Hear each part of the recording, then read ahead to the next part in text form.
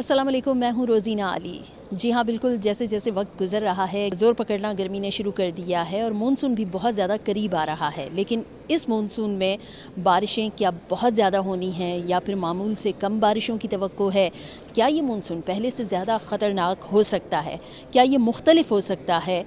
इसकी शिद्दत कम होगी या ज़्यादा होगी? तो तमाम तर सूरत हाल जानने के लिए एनडीएमए से टेक्निकल एक्सपर्ट मेरे साथ डॉक्टर तैयब मौजूद हैं, उनसे जानते हैं। अस्सलाम वालेकुम डॉक्टर तैयब, कैसे मिजाज हैं आपके? वालेकुम अस्सलाम, अल्हम्दुलिल्लाह बिल्कुल।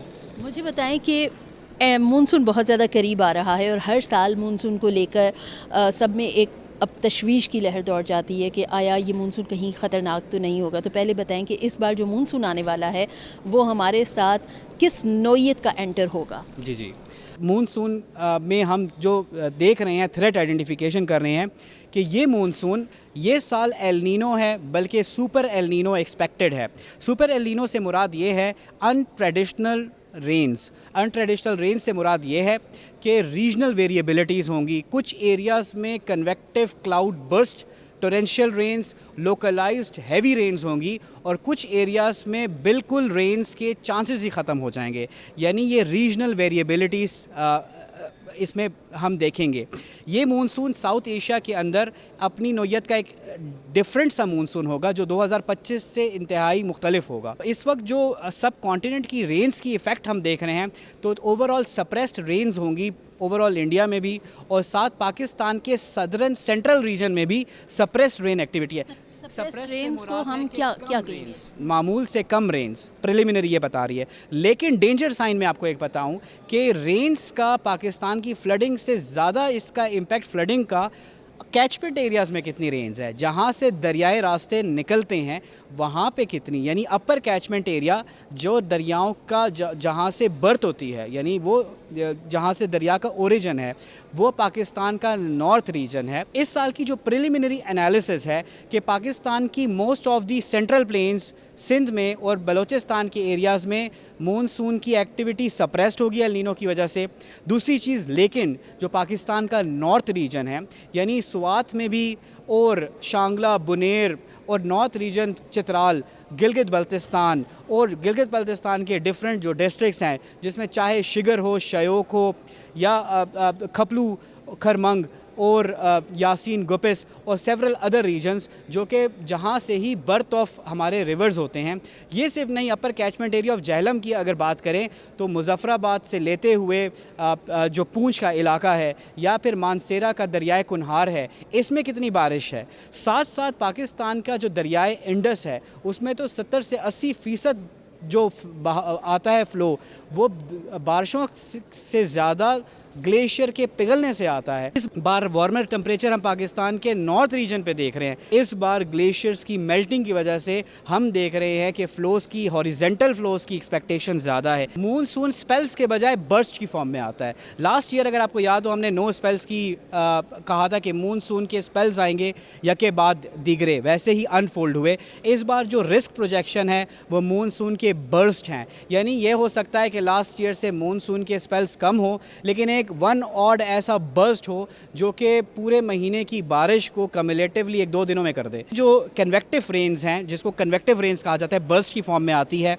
हम ये भी देख रहे हैं कि ये रीजनल वेरिएबिलिटीज़ की वजह से चकवाल में भी आ सकती है, बुनेर में जिस तरीके से आई उधर भी आ सकती है, लाहौर या किसी भी एरिया में जहाँ पे एक ही बर्स्ट हो जाए खुदा ना खास्ता। लेकिन मेजर जो मानसून के कन्वेक्टिव बर्स्ट की जो पेशन गोई, जो लॉन्ग रेंज प्रिलिमिनरी एनालिसिस है, वो आपका रीजन जो है स्वात, बुनेर, मालाकंड और बटाग्राम, इस्लामाबाद पिंडी में भी का भी नॉर्थ का रीजन को कहूटा के पास, क्योंकि इस्लामाबाद में भी 3 दरिया बहते हैं। दरियाए कुरंग है और वो भी आता है नॉर्थ मरी से, और चाहे दरियाए लिंग हो तो वो भी कहूटा से होते हुए आता है, या तीसरा रिवर जो है आपका दरियाए सुआ हो। तो इस्लामाबाद की भी हाइड्रोलॉजी सेंसिटिव है क्योंकि हमारे 3 दरिया का मुख्तलिफ जहाँ पे मर्ज होते हैं वहाँ पे डेंस अर्बन सेटलमेंट्स हैं।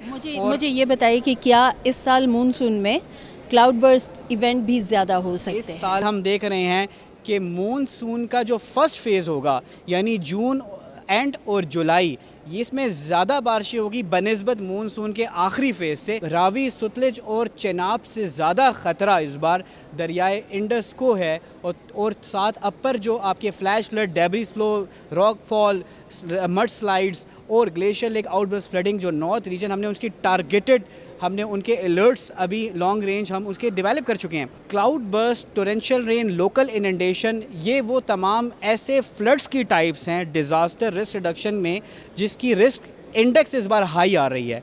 यानी इस बार बनिस्बत लास्ट ईयर से जो लोकलाइज रेन इफ़ेक्ट्स हैं जो कि लीडिंग टू अर्बन फ्लडिंग वो ज़्यादा है। नॉर्थ रीजन में इस साल ज़्यादा ग्लेशियर लीक आउटबर्स्ट फ्लडिंग के चांसेस बहुत ज़्यादा हैं। ठीक है, मुझे डॉक्टर तैयब मुझे ये बताइए, मानसून से पहले प्री मानसून भी क्या हमारे पास कोई अच्छी बारिश ला रहा है? Pre monsoon is a combination जिसमें बहिरा जो बे ऑफ बंगाल है वहाँ से भी मौसमियाती अवामिल से ईस्टर्ली जो हो, इस बार मई के महीने में ऑल्थो ये वेस्टर्न डिस्टर्बेंस है, हम ज़्यादा बारिश देख रहे हैं बनिस्बत लास्ट ईयर से और comparatively last couple of year से। रीजनल वेरिएबिलिटीज़ की वजह से इस साल अर्ली मानसून भी हो सकता है। लास्ट ईयर भी आया था 26 जून को, इस साल अर्ली मानसून IMD भी कह रहा है कि निकोबार और जो अंडमान आइलैंड जो उनके हैं उसमें भी अर्ली ऑनसेट, एल नीनो के अंदर अर्ली ऑनसेट्स होते हैं। आप लोग तमाम स्क्रीन से मॉनिटर कर रहे हैं पूरे पाकिस्तान को, तो मुझे बताएं कि NDMA की मानसून को लेकर अभी क्या कोई अर्ली प्रिपरेशन है इस हवाले से? हम लोग अर्ली वार्निंग से भी पहले रिस्क एनालिसिस करके रिस्क की प्रोजेक्शंस करते हैं, टारगेटेड हैज़र्ड्स की आइडेंटिफिकेशन करते हैं, वहाँ की हम रिस्क इंडेक्सेस डिफ़ाइन करते हैं, उसके मुताबिक शॉर्ट टर्म, मीडियम टर्म और क्विक फिक्स प्रिवेंशंस की इंटरवेंशन। उसके बाद प्रिवेंशन के बाद हम मिटिगेशंस की तरफ जाते हैं कि कुछ हम इसके रिस्क को रिड्यूस करें और कुछ trigger based anticipatory action. Community को मोबिलाइज़ कैसे करना है, pre arrangement of those important heavy equipments, चाहे वो आपकी equipments in the form of excavators हों और अदर अरेंजमेंट जिनको हम अर्थ मूविंग इक्विपमेंट्स कहते हैं, जहाँ पे आपको लग रहा हो कि खुदा ना खास्ता जो कि आइडेंटिफिकेशन है कि जिस एरिया में ब्रिज टूट सकती है तो बैली ब्रिज की प्री प्लेसमेंट वहाँ पे। अर्ली वार्निंग से related trigger based anticipatory action की एक सीरीज़ ऑफ डिफरेंट हमारी गाइडलाइंस भी हैं जो कि हम मुतल्लिका सूबों को दे चुके हैं। साथ साथ डिज़ास्टर मैनेजमेंट कोऑर्डिनेशन फोरम होता है जिसमें हम अपनी डिज़ास्टर अर्ली वार्निंग की कंप्लीट ट्रेजेक्ट्रीज डिफाइन करके सूबों के आगे रख देते हैं, और कंसर्न जितने भी प्रोविंशियल डिज़ास्टर मैनेजमेंट अथॉरिटीज़ हैं और जितनी भी कंसर्न जो लाइन डिपार्टमेंट्स हैं प्रोविंशियल जो कि फर्स्ट रिस्पॉन्डेंट्स हैं उनके सामने कंप्लीट हैज़र्ड की आइडेंटिफिकेशन, बेस्ट प्रैक्टिसेस को भी हम इन्वॉल्व करते हैं इसमें, और साथ साथ जितने भी anticipatory protocols, actions and early protocols हैं, pre arrangement of logistic stock items हों, स्टॉकिंग की अरेंजमेंट कितनी आपने वहाँ पे इक्विपमेंट्स रखने हैं, चाहे वो फूड आइटम्स हैं, नॉन फूड आइटम्स हैं, रिस्पांस को किस किस एरिया में मोबिलाइज़ करना है, तो उसकी कंप्लीट एक कोरियोग्राफी डिफाइंड है। तो वो सैनर्जाइज एफर्ट अल्हम्दुलिल्लाह टीम NDMA में करती रहती है। राइट, बेहद शुक्रिया डॉक्टर तैयब।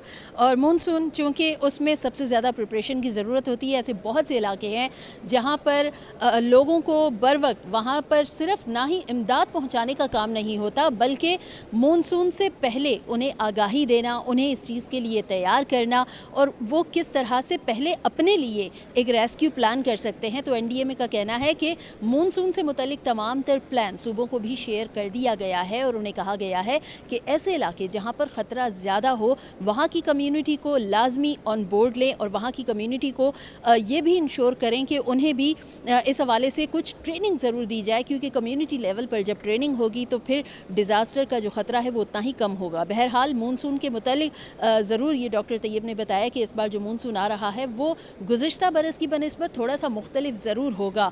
उसकी शिद्दत यकीनन वो वक्त के साथ साथ मौसमियाती पैटर्न हैं वो बदलते भी रहेंगे, क्योंकि मौसमियाती तब्दीलियाँ हैं और मौसमियाती तब्दीलियों के ख़तरात को किसी भी सूरत नज़रअंदाज नहीं किया जा सकता। ताहम तमाम तर मुतल्लिका इदारों को बर वक्त इस हवाले से इक़दामात यकीनी बनाना होंगे।